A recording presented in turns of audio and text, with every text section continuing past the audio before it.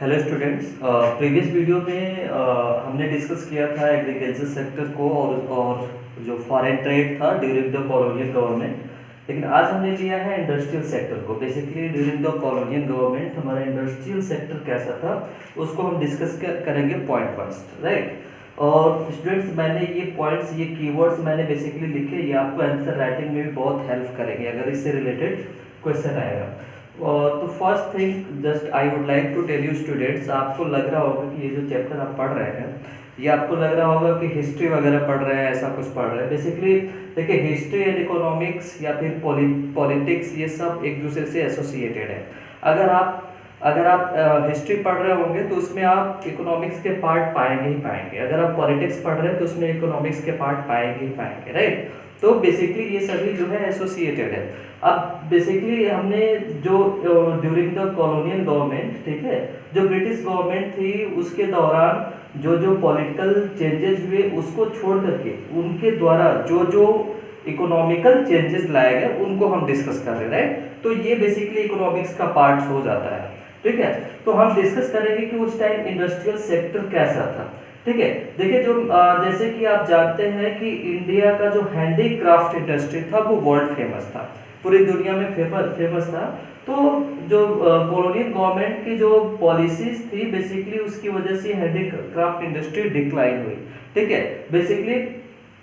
और जब ये डिक्लाइन होने लगी तो बेसिकली इसके लिए कोई ठोस कदम, ठीक है, नहीं उठाए गए इस इंडस्ट्री को एनहेंस करने के लिए, इस इंडस्ट्री को रीस्टैब्लिश करने के लिए। बेसिकली ये पूरी पॉलिसी मैंने बताया था प्रीवियस वीडियो में कि पूरी ये पॉलिसी बनाई गई थी, पूरी पॉलिसी डिजाइन की गई थी कि कैसे जो है यहाँ के मार्केट को, ठीक है, डिक्लाइन करना है और यहाँ के जो रिसोर्सेज है, यहाँ के जो रॉ मटेरियल है उसको एक्सपोर्ट करना है फॉरेन में। तो बेसिकली वो पॉलिसीज के तहत था, ये सोची समझी साजिश थी, ठीक है। देखिए, प्राइमरी मोटिव क्या था, जो कॉलोनियल गवर्नमेंट थी उनकी पहली मोटिव मेन उनका जो मकसद क्या था ये आप देखेंगे। फर्स्ट उनका क्या था, to reduce India to the status of mere exporter of important raw material. India की उस साख को रिड्यूस करना, मतलब क्या था, उस दौरान जो इंडिया था एक बहुत बड़ा मार्केट था फॉरेनर्स के लिए, ठीक है, किस फॉर्म में, रॉ मटेरियल एक्सपोर्ट के फॉर्म में, ठीक है। यहाँ से टेक्सटाइल से रिलेटेड, उसके अलावा जो कॉटन से रिलेटेड, ठीक है, एग्रीकल्चर से रिलेटेड बहुत सारी चीजें एक्सपोर्ट की जाती थी। तो उसका एक्सपोर्ट का एक बहुत बड़ा मार्केट था, ठीक है, किसका, जो आपका रॉ मटेरियल है, जैसे आपका कॉटन है, जूट है, टेक्सटाइल है, इनका जो एक बहुत बड़ा मार्केट था इंडिया। तो यहाँ से ये सारी चीजें एक्सपोर्ट की जाती थी। तो उस चीज को इन लोगों ने पॉलिसी बनाई कि उस चीज को पहले कम किया जाए, ठीक है। वो कैसे कम किया जाए, तो उसके अलावा सेकंड क्या था, to turn India into spoiling market for finished products. India को, उसके अलावा देखिए, सबसे पहले मैंने बताया प्रीवियस वीडियो में कि इंडिया एक बहुत बड़ा एक्सपोर्टर था पूरी दुनिया में, ठीक है।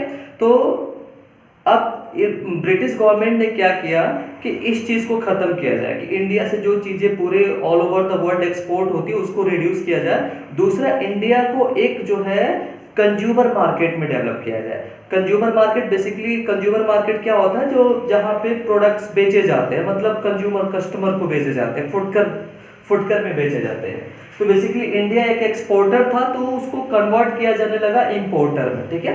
तो अब जिसकी वजह से देखिए क्या हो, जब सारी चीजें, अब इसके लिए ब्रिटिश गवर्नमेंट ने बहुत सारे रिस्ट्रिक्शन लगाने शुरू किए, ठीक है, बहुत सारी पॉलिसीज बनानी शुरू की उन लोगों ने, ठीक है, बहुत सारे वो जो मैंने बताया जमींदारी टैक्स वगैरह इम्पोज किया, ठीक है, उसके अलावा ट्रेड टैक्स इम्पोज किया, ठीक है। तो और अलग अलग बहुत सारे रूल्स बनाए, जिसकी वजह से क्या हुआ कि हैंडीक्राफ्ट जो है डिक्लाइन होने लगा, ठीक है, हैंडीक्राफ्ट सेक्टर इंडिया का डिक्लाइन होने लगा, ठीक है। और डिक्लाइन होने की वजह से लोग अनएम्प्लॉयड होने लगे, ठीक है, लोग जॉबलेस होने लगे, ठीक है। अब इसी में क्या हुआ, new demand in the Indian market terms in cheap goods. देखिए, जो अब उसके बाद जब यहाँ से जो बेसिकली क्या थे कि जो इंडिया से फिनिश्ड प्रोडक्ट्स एक्सपोर्ट किए जाते थे, ठीक है। तो अब क्या किया ब्रिटिश गवर्नमेंट ने कि यहाँ का जो रॉ मटेरियल, फिनिश्ड प्रोडक्ट्स नहीं, रॉ मटेरियल को एक्सपोर्ट करने लगा ब्रिटेन में, ठीक है, ब्रिटेन में करने लगा। तो यहाँ की जो, और ब्रिटेन में करने के बाद वहाँ पे जो इंडस्ट्री थी, मैन्युफैक्चरिंग इंडस्ट्री, वहाँ से वो सारी चीज़ें प्रोडक्ट तैयार किया जाने लगा। अब वो तैयार करके फिर जो है इंडिया में भेजा जाने लगा। अब देखिए इसमें रीज़न क्या था बेसिकली, कि जो यहाँ प्रोडक्ट बनते थे, ठीक है, यहाँ पे जो इस इंडियन मार्केट में जो इंडियन इंडस्ट्रीज में जो प्रोडक्ट बनते थे वो बनने बंद हो गए। अब जब वो बनने बंद हो गए तो यहाँ के जो स्किल्ड पर्सन थे, जो कारीगर थे, वो अनएम्प्लॉयड हो गए, ठीक है। अब वो रॉ मटेरियल विदेश जाने लगा, ब्रिटेन में जाने लगा, वहाँ से प्रोडक्ट बन के आने लगा, तो इंडिया में उसकी डिमांड होने लगी, बिकॉज यहाँ बनाते थे और लोग खुद पहनते थे, खुद मार्केट में सेल करते थे, उसके अलावा एक्सपोर्ट भी करते थे।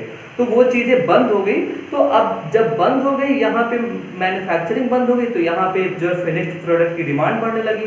तो अब जो वो फिनिश्ड प्रोडक्ट ब्रिटेन से आने लगा, मतलब कि यहीं से रॉ मटेरियल भेजा गया ब्रिटेन, वहाँ से मैन्युफैक्चर होकर के फिर वापस इंडिया में लाया गया। अब इंडिया में कौन से प्रोडक्ट लाए गए? इंडिया में लाए गए चीप प्रोडक्ट्स, मतलब कि जो अच्छे प्रोडक्ट्स थे, ठीक है, जो अच्छे बेहतर क्वालिटी के थे, वो जो है और कंट्री में बेचा जाने लगा, या फिर ब्रिटेन में बेचा जाने लगा, या ब्रिटेन के जो दो मित्र कंट्रीज थे उनसे, फ्रेंड कंट्रीज थे, उनमें बेचा जाने लगा। लेकिन जो चीप प्रोडक्ट्स थे उसको इंडिया में लाके बेचा जाने लगा। पूरी ये पॉलिसी अपनाई गई, ठीक है। अब आगे बात करेंगे, जब 19th सेंचुरी आ गई, तो 19th सेंचुरी के मिड में, ठीक है, देखिए modern industries began to take root in India. उसके अलावा जो इंडिया के, जो यहाँ के जो बिजनेसमैन थे, वो जो है आगे बढ़ना शुरू किया। उनका जो है वो लोग भी इंडस्ट्रियल कॉन्सेप्ट डेवलप करना शुरू किए, ठीक है।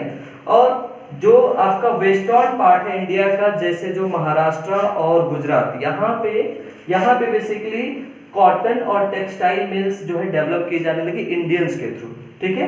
वहीं अगर आप देखेंगे बंगाल साइड है जो, ठीक है, बंगाल साइड जो जूट मिल पे कब्जा था फॉरेनर्स का, ठीक है, जो फॉरेनर्स बिजनेसमैन थे, ठीक है। वही अगर आप आगे, जैसे उसके बाद आगे बढ़ेंगे 19th सेंचुरी के बाद, तो beginning of starting 20th century के स्टार्टिंग में और 19th सेंचुरी के एंड में आप देखेंगे कि iron and steel industries began coming up. अब धीरे धीरे जो है और डेवलप होने लगा, और आगे डेवलप हुआ, तो आयरन और स्टील कंपनीज भी बनने लगी। हालांकि ये जो है ये जो इंडस्ट्री जो डेवलप हो रही थी, इसकी स्पीड बहुत ही ज़्यादा स्लो थी as compare to Britain companies, ठीक है, उनकी अपेक्षा ये बहुत ही ज़्यादा स्लो थी, ठीक है। तो इसी दौरान टिस्को को स्टैब्लिश किया गया, जिसका फुल फॉर्म है Tata iron and steel company, जो कि 1907 में स्टैब्लिश किया गया, ठीक है। उसी टाइम कैपिटल गुड्स इंडस्ट्रीज को स्टैब्लिश किया जाने लगा, ये भी आगे बढ़ने लगी। बेसिकली कैपिटल गुड्स इंडस्ट्रीज वो इंडस्ट्रीज होती है जो मैन्युफैक्चरिंग मशीन डेवलप की जाती है। जैसे सिलाई मशीन क्या है? सिलाई मशीन एक मैन्युफैक्चरिंग गुड्स है, ठीक है। प्लेट बनाने वाली जो मशीनरी है वो मैन्युफैक्चरिंग गुड्स है, ठीक है। स्मार्टफोन बनाने वाली जो मशीनरी है वो, उस मशीनरी को बोलेंगे कैपिटल गुड्स, ठीक है। तो उस तरीके की भी इंडस्ट्री डेवलप की गई, राइट। तो स्टूडेंट्स हमने इसमें ये डिस्कस किया, ठीक है, इंडस्ट्रियल सेक्टर बेसिकली उस टाइम कैसा था। आगे नेक्स्ट वीडियो में और पार्ट डिस्कस करेंगे। आज के लिए बस इतना। So now let's end up this session. और बेसिकली आप क्या करेंगे, ये सारे कीवर्ड्स आप नोट करेंगे। ये वर्ड जो कीवर्ड्स है बहुत इंपॉर्टेंट है, आपको आंसर राइटिंग में बहुत हेल्प करेंगे। इससे आप पूरा सेंटेंस फॉर्म, पूरा आंसर आप फॉर्म कर सकते हैं। इंपॉर्टेंट कीवर्ड्स है, ठीक है, ओके।